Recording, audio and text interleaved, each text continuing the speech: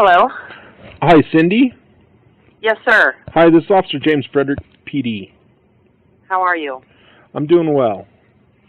I'm not. I understand that. Yeah. I was calling. How can I help you? I was calling to see if you had any insight that you could give me about anything. Well, I know that I saw her. So you've spoken with Addie Milwaukee. I have not spoke with Addie. I have not. She's on an airplane right now. I talked to Sam. Okay, so she's okay. You talked to Sam. So we've been in constant communication all day. Addie has been going back and forth. She's going to have probably the most information, except she's been relaying it all to us. So Addie, you will be talking when she needs to land. Right. Addie and I were with Shanann and Nikki last night for dinner here in Arizona. Okay. And and you know Shanann through our company, Lavelle. Okay. Our company, Lavelle. So she's become like a close friend, like a sister to us. Can you spell your company name for me? Sure. Capital L-E, and then dash, and then V like Victor, E-L. Okay. It's direct sales, so we're all independent contractors. Okay. Mm-hmm. So you were with Shanann and Nikki last night. Correct. In Arizona. Correct. So we had dinner, and then Addie and I took Shanann and Nikki to the airport. Okay. And do you live in the Phoenix area, or where do you live at? I do. Okay. I live in Queen Creek, Arizona, and that is a suburb of Phoenix. So I dropped them at Sky Harbor Airport, which is our Phoenix airport. Okay. And that was around 7-ish. I mean, I think their flight was around 8:45. Okay. And what I was relayed the information today at about noon my time that Shanann was missing. And who'd you find that out through? From Addie. And do you know how Addie found out? From Nikki. And so this was like a relay going through the phones. Okay. Okay. And so how long were you with Shanann this week? Like how many days? So Shanann, I believe, got here I think Thursday. Okay. We had an event for Lavelle. Okay. And so she got here on Thursday, and I believe, I'm pretty sure it was Thursday. I for sure saw her on Friday. Okay. So I saw her Friday, Saturday, and Sunday. So all 3 days. Mm-hmm. And did she fly in with Nikki? I believe she did. I know she flew out with her, but I don't know. I wasn't around when they flew in, so okay. I don't know that for sure. And is there anything that she talked about while you were with her that was concerning or kind of raises some red flags to you? Yes. Well, she mentioned that her husband has been distant. She's very sad. She was about to break down. He's been saying things that they're not compatible anymore. That she's so concerned, there's just trouble. And so, blindsided by this was not normal. He wouldn't really explain much, so she mentioned things about counseling. They were going to try to go away for the weekend.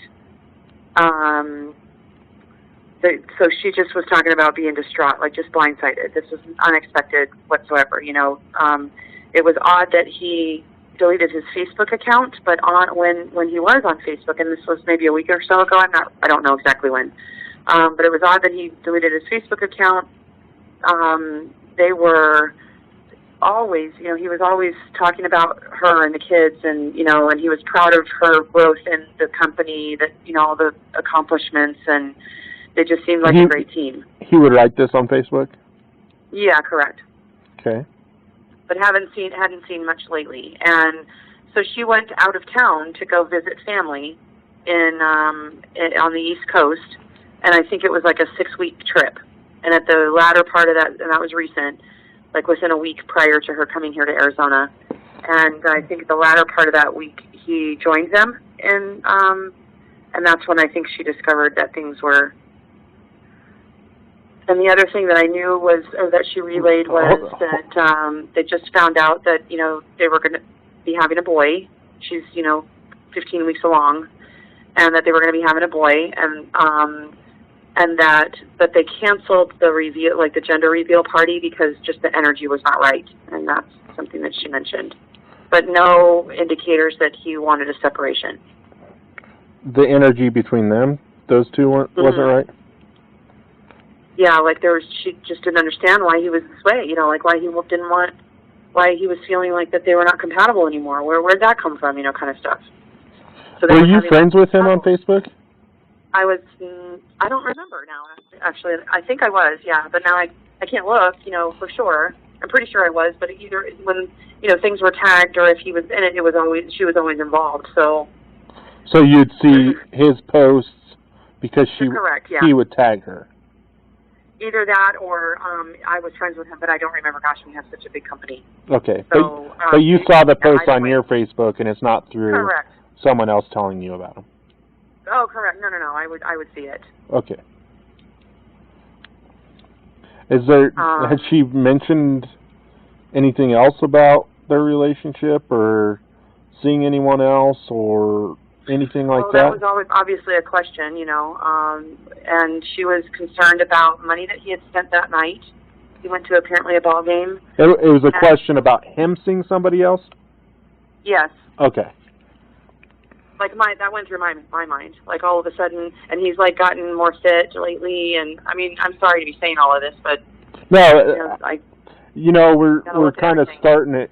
We're starting at scratch. So the more information we can collect, the better. So I'd like to be as candid as possible. Yes. Sure. So he started to get more fit, and you know, really lost a lot of weight and got more muscular, and that was recent. I just saw a picture, you know, and if you're looking at her Facebook, there's like a video of them, the girls running to him, and they got caught. The girls went past on TSA and shouldn't have, you know. So there's like a video of the girls running up to him at the airport, and then there's pictures of them in the ocean. You know, that's new. He didn't look that fit before, so that was new. Okay. And so. But so what she did bring up, and I didn't say anything, you know, like, are you wondering if there's somebody on the side? You know, this is so out of character, weird, and, you know, but I didn't say it. She brought up that of course, my brain is going to go there, and that he went to a ball game with his friends, but then I looked on, you know, their banking, and it was, he spent more money than he should have for his own meal. You know, a burger and a beer should have been at the most, you know, $25-$30 or something, and it was like $60-some. Did she say what ball game he went to? A Rockies game. Okay. And what night was that? That would have been yesterday, I believe. I'm pretty sure it was. TV. Okay. But she had discovered. Yeah, it just was curious to her that, again, because they usually, any dollar that they spend, they always tell each other, you know, kind of thing, and it was curious to her. I mean, her just suspicions are everywhere, you know, trying to figure this out, why he's not wanting to, you know,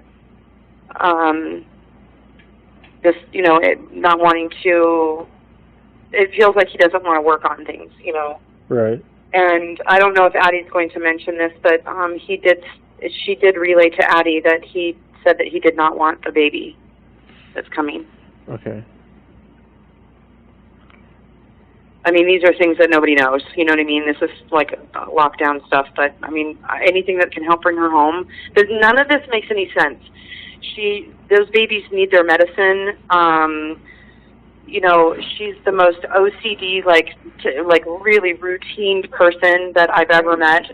But just a joy. You know, just loving. But she's like a helicopter mom. She would have never left that house without the girls having everything that they needed.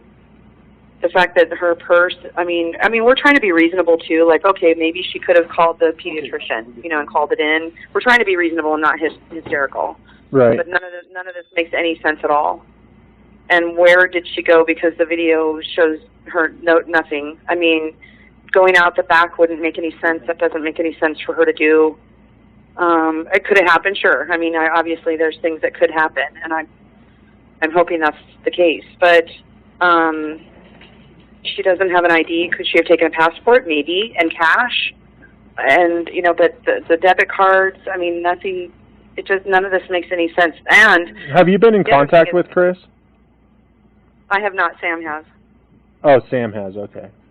Yeah, and was kind of playing it dumb, you know, like, are you guys okay? And it just, to us, all of this, she's showing us all of these screenshots of, you know, her interaction with him, and we're going, Sam showing you these?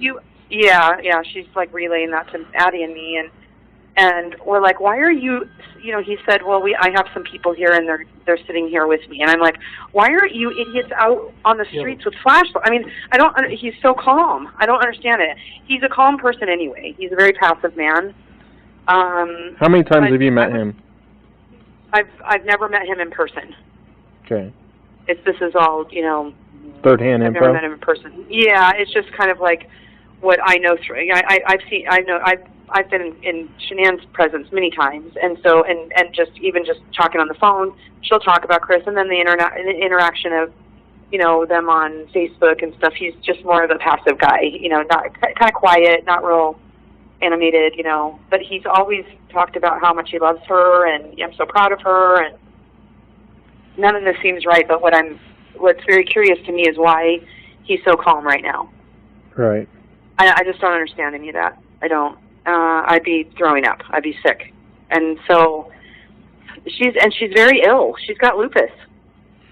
So that's why, you know, obviously you probably know that. And Nikki went to go do a well check on her because she couldn't get a hold of her. So she was worried that she was passed out on the floor. Did she say how if she was feeling okay this weekend? Well, it didn't seem like that she was sick, you know, like from her lupus. She just was so distraught. I mean, this is just a blindside. She doesn't want to lose her marriage. She doesn't want to lose her husband, you know. She's just distraught. Didn't seem like her perky self, you know, like normal. Right. But she's somebody that just takes care of business, you know. She just takes care of business, and, like, stuff needs to get done, she'll get it done, you know. And so she hopped in a few times to help with, you know, over the weekend for the event and, you know, that kind of thing. But I didn't, you know, she didn't reveal all of this until we actually sat down at dinner. All of the event thing was over, and this is when she told me. And was this last night she was telling you, or Saturday? Yeah, at dinner. Okay. You know, last night before the airport, before dropping her off. And who was at dinner with you guys? It was you, Addie? It was me, Addie, Nikki, and Shanann. Okay. And she was anxious to get home. She was concerned because we were having issues here with weather, and, you know, we kept getting weather alerts. We were in the restaurant, and the electricity went off, and so she was a little like on, you know, like alert. I mean, she was just, you could tell she was a little anxious. Right. To get home. She just wanted to get home, and worried she was going to get stuck here. Is there anything else you could think of? Had she said anything that he had harmed her physically, or no, there had ever been any violence or anything ever? No, I mean, and just based on observation, that doesn't seem like something that he would be like, you know. It just wouldn't seem like he would be that way. Okay. But I just... She wasn't fearful of him? No, she just was so sad. You know, she just didn't understand why it was going in this direction. Completely blindsided. So there was not... She didn't mention anything that he had gotten, like, raised voices or anything like that. Right. She never mentioned that. He just kind of... I think the one thing he said to her that she relayed was, you know, she's like, I know that I'm a control freak. You know, I have to be with the girls because the girls need their medication, and, you know, all that. You know, she just is that person. And the only thing that she relayed that he said was, like, it'd be nice if I was able to hang something on the wall without you hovering over and critiquing me, you know, over my shoulder. So he was getting annoyed by things, I guess. I don't know. Okay. And she just didn't, everything worked up until then. You know, like, they had a routine, and everything worked up until then, you know, I guess. Did she say how long this had been going on with their marriage? Was it something recent or something for... Yeah, this has been super recent. Like I said, the trip to the Carolinas was she just got home within days or a week prior to coming here to Arizona. And it all happened then. And right, I think it all happened like when he came there, and something like that. Like either he waited till they got home, or it was there, at the latter part of the trip to the Carolinas. Okay. But it was very recent that it all came up. Is there anything else you could think of? Because when I talked to Sam, she said she was sending you and Addie a message with our phone number on it, and that Addie was going to call me when she landed. Yeah. And then Sam said that they're going to be calling you.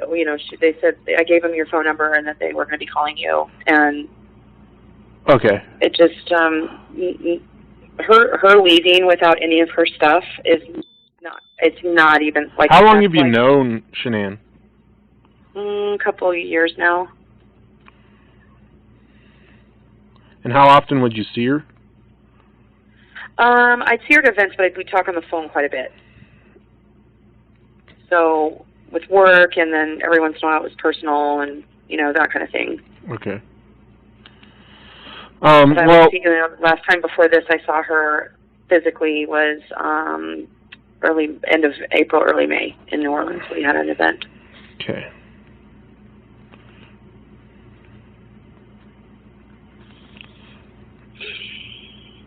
I wish that there was something. I mean, just none of this, like, we've all been going back and forth. We know a lot of details that we're not letting other people know, but none of this is right, and none of this feels right. I'm telling you this, if it wasn't Chris, then who was it? No, this doesn't make any sense. She doesn't have any way to go. If she just started to wander off, like maybe she was so distraught, I mean, we're trying to make sense of everything. Why was the bed stripped? Okay, where are the sheets at? Is that stuff Chris is telling you guys? No, this is just other stuff that we're being relayed that only a few of us are talking about. How are you guys getting that information, I guess is my question. Is Chris relaying that to you, or Nikki? No, he is not. Nikki was trying to help make sense of this. Okay, I'm just curious how you guys are finding out information. I don't want her to get in trouble. No, she's not going to get in trouble. We're trying to put a big puzzle together, so as best as we can figure out who knows what, that's something that, you know what I mean? That's something we need to know is who knows what, course. So, and you're not at fault for knowing anything, and so I don't want Nikki to be at fault for sharing. She's out of her mind. No, she's not going to be in trouble. Trust me. And we feel like we're like trying to mold and trying to be reasonable also, like not trying to jump to conclusions either, but it's just based on who we know about Shanann, none of this makes any sense whatsoever. Right. And it just, she would never, Chris told Addie that she was going to a friend's, taking the girls and going to a friend's. Okay, well, who picked her up? Where'd she go? Right. I mean, yeah, and we're trying to piece it all together. Right now, we're investigating it as a missing persons report. And I wish I could. Of course, I know you can't jump to share more details with you, but unfortunately, I can't. I understand. But it's our job to try and talk to as many people as we can. We talk to one or two people. We don't necessarily get the whole story of who she is and stuff. So it's I appreciate you talking to me, and you have my number.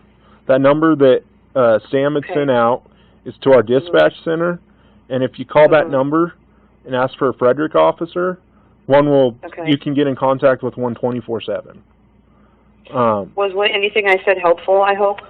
Yeah, so we don't know Chris and Shanann from Peter down the street, so we got to try and develop their characteristics, their mannerisms, stuff like that to try to help put the puzzle together. So it's good to know that all the stuff you told me and kind of how she was feeling the last few days and stuff like that.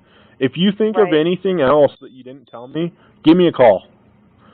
Too much information will never hurt. So Sure, of course. And when, of course we understand the whole, it's 24 hours and stuff, and all of us, like when I say all of us, Addie, Sam, we were going to call in and say, please, you guys don't know this woman, and she would not ever be without these children to have life.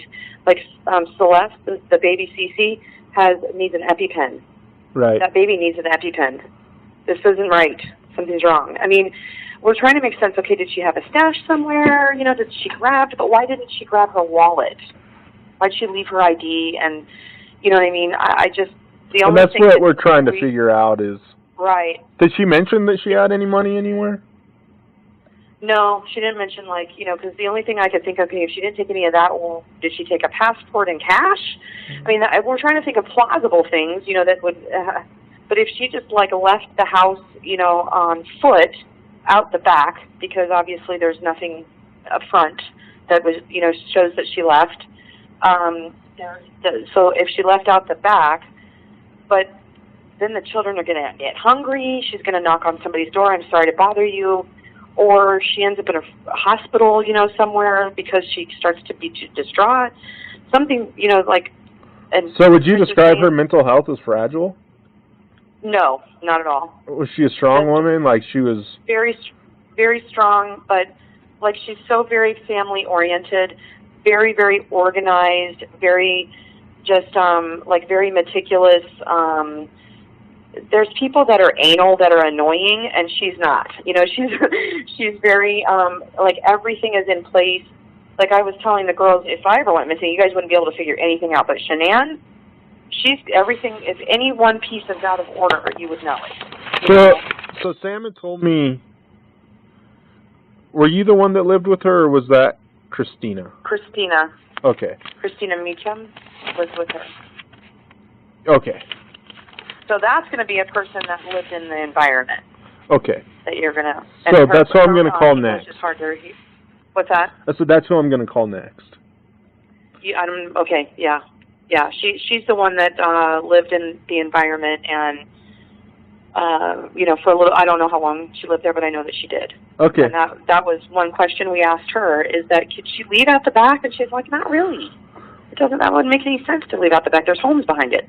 It's not like there's an alley or, something like that. That wouldn't make sense. But I'm not there either. You guys saw the property. I didn't. So yeah. So if you can think of anything else that would give us some insight, just don't hesitate to call us, okay? Okay. Very good. Thank you very much for all your help. Yep. Have a good night. Okay. Take care. You too. Bye. Bye.